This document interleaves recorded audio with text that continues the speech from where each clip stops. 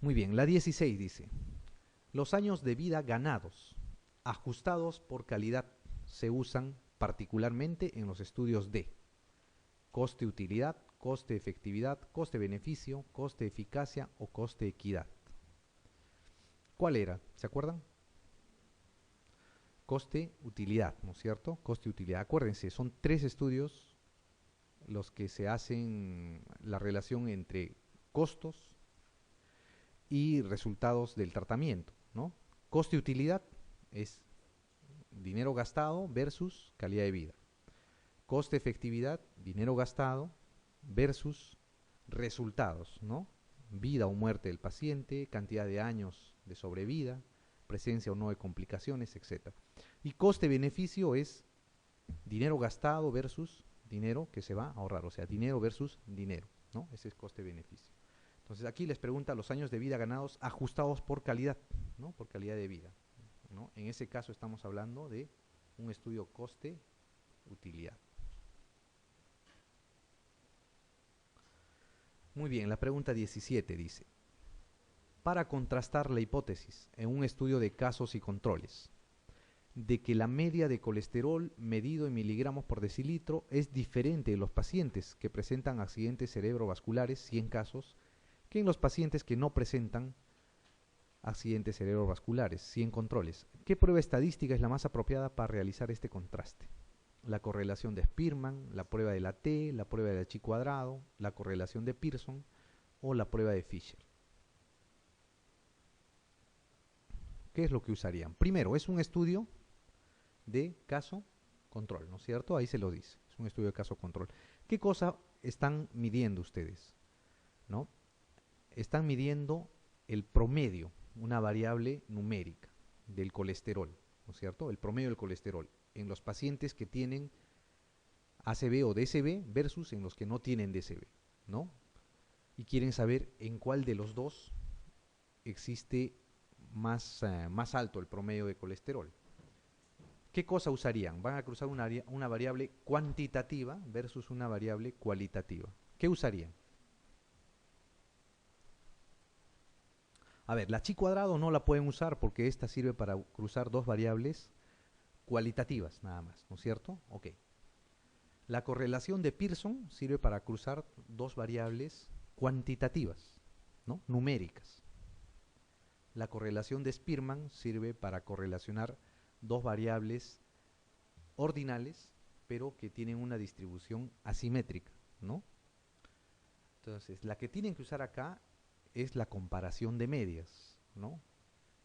La prueba de comparación de medias, su otro nombre es la prueba de la T, ¿no es cierto? La prueba de T de Student.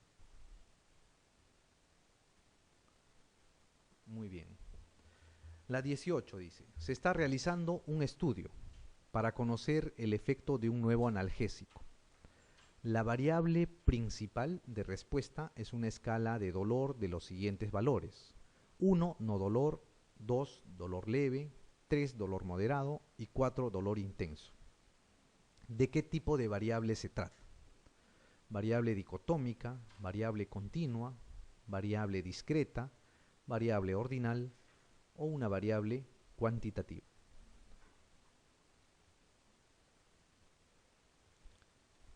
Una escala del dolor, ¿qué tipo de variable es?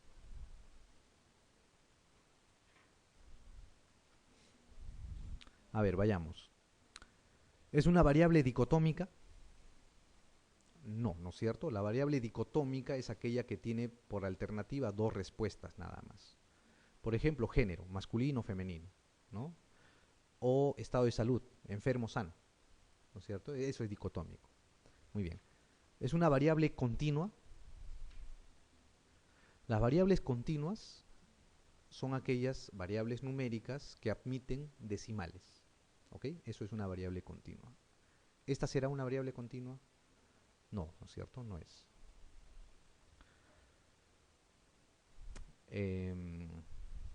¿Qué es entonces? ¿Es una variable discreta? ¿Es una variable ordinal? ¿O una variable cuantitativa?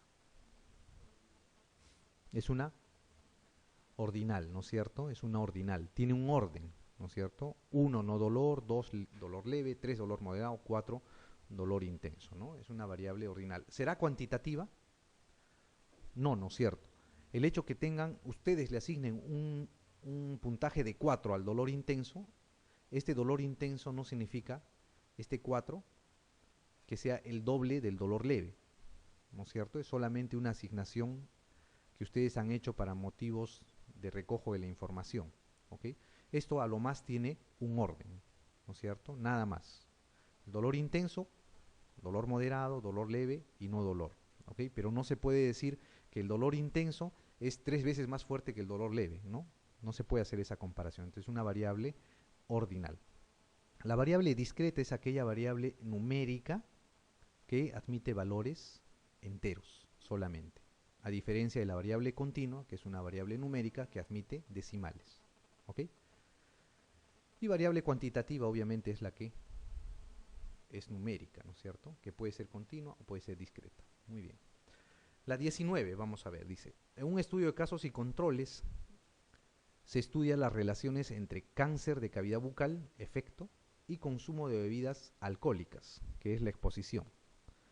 ¿Cómo definiría el fenómeno que puede producir el hecho que el hábito de fumar se asocia a la aparición de cáncer bucal y también a un mayor consumo de bebidas alcohólicas? Sería un sesgo de información, un sesgo por factor de confusión, un error aleatorio, un sesgo de observación o un sesgo de selección. ¿Qué sería?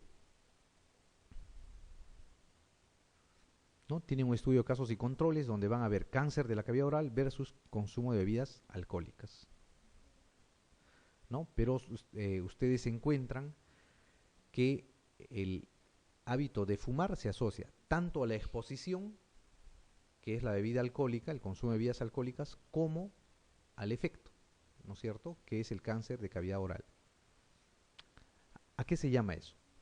Eso es un factor de confusión, ¿no? O un sesgo por factor de confusión, ¿no? Es aquel factor que se asocia tanto al efecto como a la exposición. Muy bien. La 20 dice, indique cuál de las siguientes afirmaciones es falsa en relación con las actividades de prevención. La prevención primaria tiene como objetivo disminuir la incidencia de la enfermedad. La prevención secundaria tiene como objetivos disminuir la prevalencia de la enfermedad. El valor predictivo positivo de una prueba de cribado aumenta al disminuir la prevalencia de la enfermedad. El valor predictivo positivo de una prueba de cribado aumenta al aumentar la especificidad de la prueba. El valor predictivo negativo de una prueba de cribado aumenta al aumentar la sensibilidad de la prueba. ¿Cuál de las siguientes afirmaciones es falsa? Dice. ¿Cuál es lo incorrecto?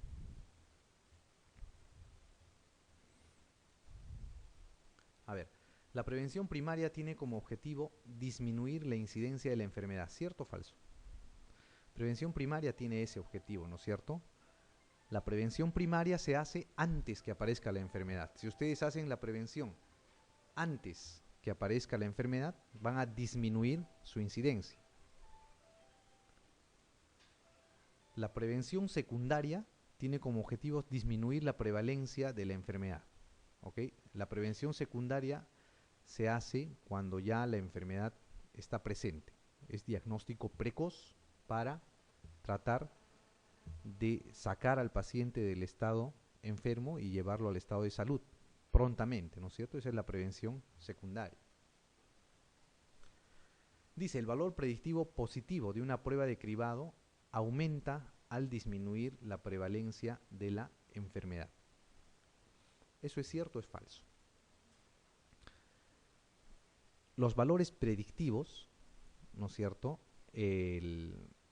van a ser modificados por la prevalencia, ¿ok? Ese es un concepto que tienen que grabarse. Los valores predictivos siempre se van a modificar con la prevalencia. Si una enfermedad es más prevalente, el valor predictivo positivo va a aumentar, ¿ok? Porque es más probable que tengan un resultado positivo, ¿ok? Si es que la prevalencia disminuye, ¿no es cierto? Si empieza a disminuir y empieza a bajar, el valor predictivo negativo de la prueba, lo que va a hacer es, también va a disminuir. ¿Por qué? Porque es más probable que ustedes tengan un resultado falso negativo. ¿Ok?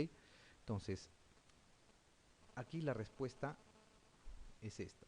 El valor predictivo positivo de una prueba de cribado aumenta al disminuir la prevalencia de la enfermedad, ¿no? Es al revés. Disminuye. ¿Ok? Disminuye. Lo que tienen que recordar ustedes de esa relación es que los valores predictivos se relacionan con la prevalencia. ¿Ok? Con la prevalencia. Muy bien, la 21 dice, señale cuál de los siguientes objetivos no es propio de los estudios de utilización de medicamentos, ¿no? Obtener información cuantitativa sobre el uso real de los medicamentos, evaluar si la prescripción de medicamentos se corresponde con los usos establecidos y o adecuados de los fármacos, evaluar la eficacia terapéutica de un fármaco en comparación con la utilización de un placebo, evaluación de los factores que determinan la prescripción de los fármacos, evaluar las características de utilización de fármacos en relación con un programa de intervención, por ejemplo, un programa educativo, ¿no? ¿Cuál de los siguientes objetivos no es propio de los estudios de utilización de medicamentos? Recuerden que los estudios de medicamentos se dividen en varias fases, ¿no? Fase 1, 2, 3, 4. Los estudios en seres humanos. Los estudios de fase 4 es cuando el medicamento ya se ha comercializado, ¿no? Está aprobado para su uso en seres humanos, ¿no? Es de venta en la farmacia, ¿ok? A eso es prescripción libre por el médico. Entonces, cuando ustedes van a estudiar ese tipo de medicamentos, se dice que es un estudio de utilización de medicamentos, ¿no? Son estudios que ya son medicamentos que ya se han aprobado para su uso, ¿no? Se usan libremente por el médico. Si ustedes quieren hacer un estudio sobre uno de esos medicamentos, ¿cuáles de estos no sería un objetivo propio de ese estudio que van a hacer? Obtener información cuantitativa sobre el uso real de los medicamentos, ¿será o no? Sí, ¿no es cierto? ¿No? Evaluar si la prescripción de medicamentos se corresponde con los usos establecidos y o adecuados de los fármacos, también, ¿verdad? Evaluar la eficacia terapéutica de un fármaco en comparación con la utilización de un placebo, ¿será o no? No, pues, ¿no? Porque este medicamento ya está aprobado. ¿Para qué van a evaluar la eficacia de un fármaco que ya está aprobado para su uso versus un placebo? Es como que ustedes se les ocurra evaluar paracetamol para la fiebre versus el placebo, ¿no? Es un estudio que no tiene mayor significancia. El paracetamol ya está aprobado, se sabe que se usa para la fiebre, ¿ok? Entonces, eso es lo falso, ¿ok? Evaluar la eficacia terapéutica de un fármaco en comparación con el uso de un placebo, ¿no? Eso se hace en los estudios de animales y en los estudios de fase 1, fase 2. Ahí se va, digamos, se va a corroborar su efecto. Pero en los estudios de fase 4, que es el estudio de uso de medicamentos, no se hace ya la comparación con placebos, pues esto ya se hizo antes. Ok, la 22 dice, el objetivo principal de contraste de hipótesis estadístico aplicado a ciencias de la salud es confirmar la hipótesis alternativa y la hipótesis nula, distinguir entre las diferencias debidas al azar y las diferencias clínicas, aumentar el valor predictivo del estudio para tener certeza en las conclusiones, establecer el error alfa o error tipo 1, establecer el error beta o tipo 2.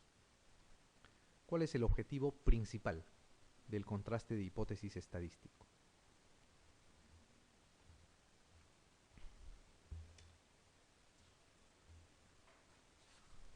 Cuando ustedes hacen un contraste de hipótesis estadístico, lo que van a buscar es distinguir entre las diferencias debidas al azar y las diferencias clínicas, ¿no? Eso es lo principal. Confirmar la hipótesis alternativa y la hipótesis nula, no, ¿no? Uno no busca confirmar las hipótesis en un contraste de hipótesis estadístico. Lo que el investigador espera, ¿sí?, es rechazar la hipótesis nula, ¿no? Eso es lo que espera el investigador para decir que su hipótesis es verdadera. Pero el contraste de hipótesis estadístico no va dirigido a eso, ¿ok? Lo que va dirigido es a diferenciar las diferencias estadísticamente significativas o las diferencias que se van a dar debidas a la suerte, al azar, versus las diferencias clínicas que se dan, ¿no? A eso va dirigido. Entonces la B es la respuesta acá. A ver, la 23 dice, en una población, el valor medio del colesterol total es de 216 miligramos por decilitro, con una desviación típica de 5 miligramos por decilitro.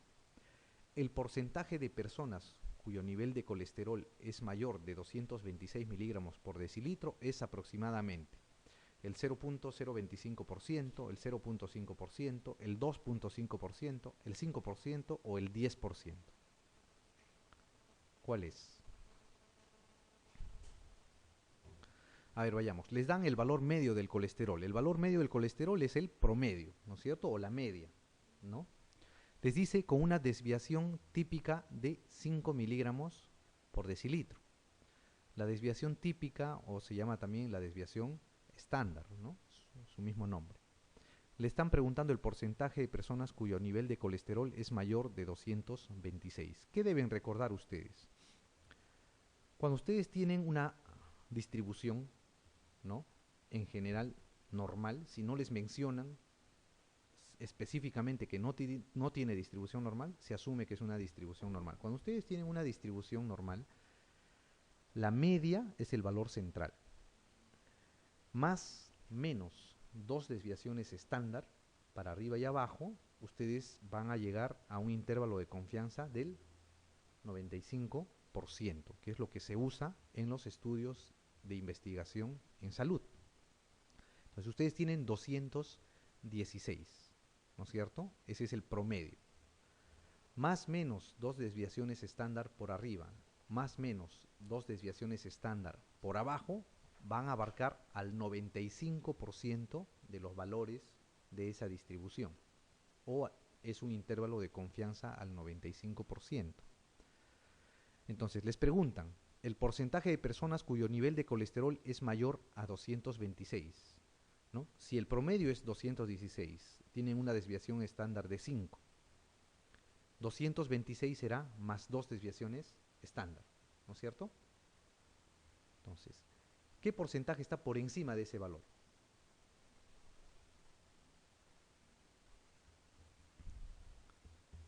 ¿Qué porcentaje estaría por encima de ese valor?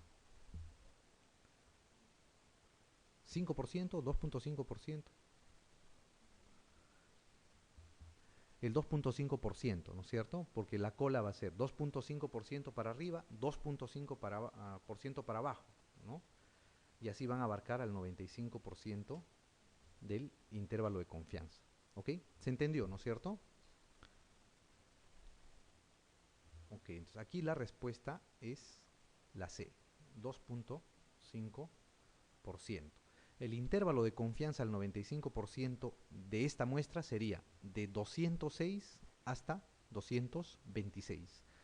2.5% van a estar por encima de 226 y 2.5% va a estar por debajo de 206. El 95% de los valores de esa muestra va a estar entre 206 y 226. ¿Ok? No se olviden. La media más o menos dos desviaciones estándar o dos desviaciones típicas abarca al 95% de los valores. Muy bien. La 24 dice, ¿cuál de los siguientes parámetros mide el apuntamiento de una distribución? El coeficiente de Fisher, los cuartiles, la varianza, la kurtosis o la amplitud. Ok, el apuntamiento significa cuando una desviación, existe una muestra con una desviación hacia arriba, o sea, una distribución normal tiene una campana de Gauss, ¿no es cierto? Los valores en el centro se acumulan y a los lados van a tener tendencia a disminuir. Cuando una muestra tiene valores centrales muy elevados, ¿no? Ya no es una campana de Gauss, sino es una muestra picuda, ¿no? Hacia arriba. La forma de medir esa amplitud de la elevación de la muestra es la kurtosis. ¿ok? La kurtosis. La kurtosis es una medida de la forma de la distribución de una muestra, de una distribución sea normal o sea simétrica. Cuanto más alta es, se dice que es o tiene más desviación de kurtosis o es más leptocúrtica, porque se eleva mucho, ¿ok? A lo más, este es un concepto estadístico, les van a preguntar qué cosa mide la kurtosis. Lo que mide es el apuntamiento de una distribución, o sea, cuán más alto es el valor central de esta distribución.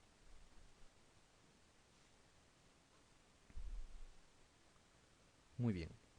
La 25 dice: durante los meses de octubre a diciembre del 2011 se procedió a la selección de 200 pacientes diagnosticados de POC a partir de los registros del programa correspondiente en el centro de salud, mediante un muestreo aleatorio sistemático. Los pacientes fueron evaluados mediante una espirometría y respondieron a un cuestionario de calidad de vida y a otro sobre adherencia terapéutica. ¿Qué tipo de estudio epidemiológico se ha realizado? Es un ensayo clínico aleatorizado, un estudio de cortes, un estudio de casos y controles, una serie de casos o un estudio transversal. ¿Qué es?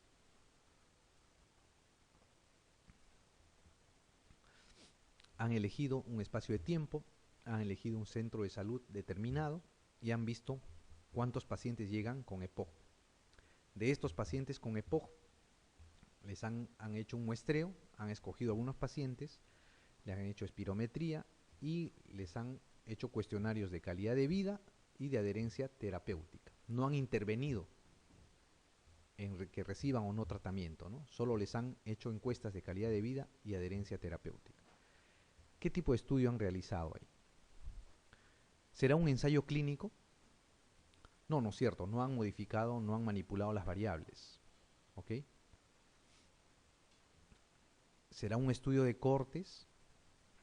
¿Han hecho el seguimiento de los pacientes a lo largo del tiempo? No, ¿verdad? No han hecho eso. ¿Un estudio de casos y controles será? ¿Han buscado enfermos con EPOC versus personas que no tienen EPOC? ¿Se han ido hacia atrás para ver a qué factores de riesgo han sido expuestos? No, no es cierto. Eso sería un estudio de caso-control, ¿no? Este no es el caso.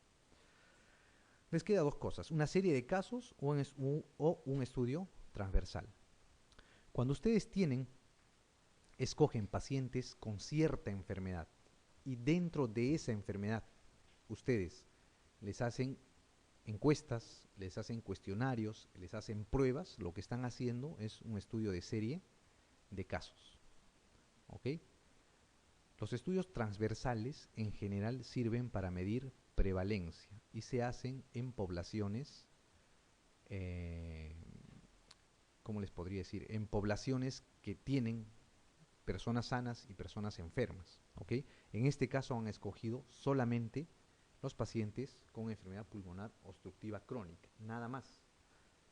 Por eso es una serie de casos. Si hubieran cogido toda la población, por ejemplo, del distrito del centro de salud y hubieran hecho una encuesta a toda esa población, en ese caso sería un estudio transversal. Acá han cogido solamente los enfermos con EPOC, por eso es una serie de casos. Muy bien. La 26 dice: un grupo de 1000 pacientes diagnosticados de síndrome de aceite tóxico fueron seguidos desde 1981 hasta 1995, con un número similar de vecinos sin dicho diagnóstico. Entre los pacientes con síndrome de aceite tóxico se observó que en 1995 un 20% tenía signos de neuropatía periférica frente a un 2% en los vecinos. Según el diseño descrito, ¿de qué tipo de estudio se trata? Un estudio transversal, un estudio de cortes, un estudio de casos y controles, un estudio cuasi experimental o un ensayo clínico controlado. ¿Qué sería?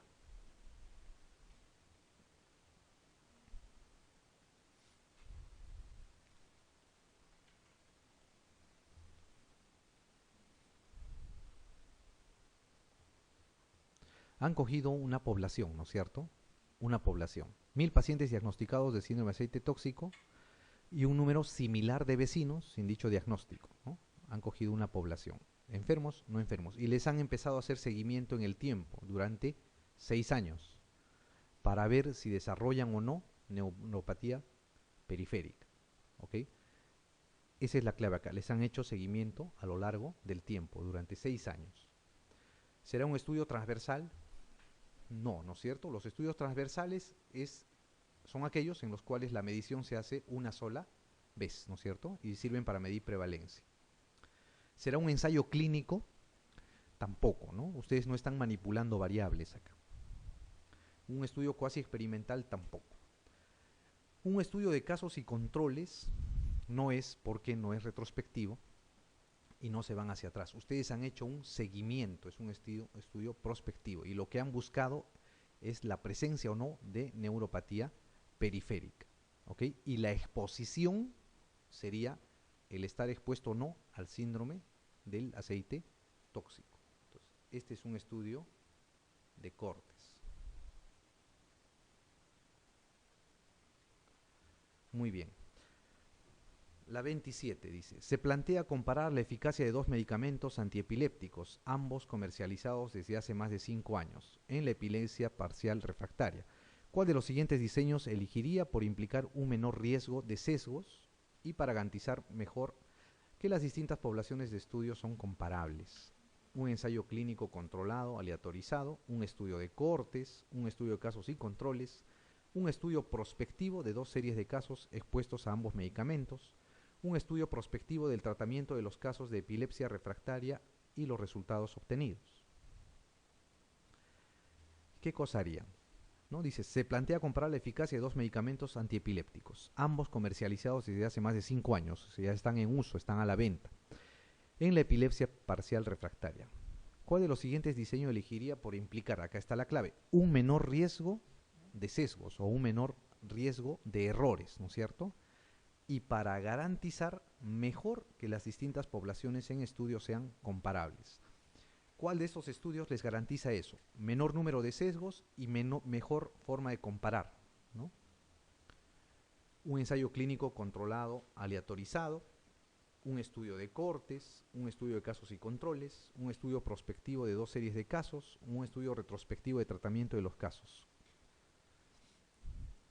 ¿Cuál es el que tiene mayor potencia estadística?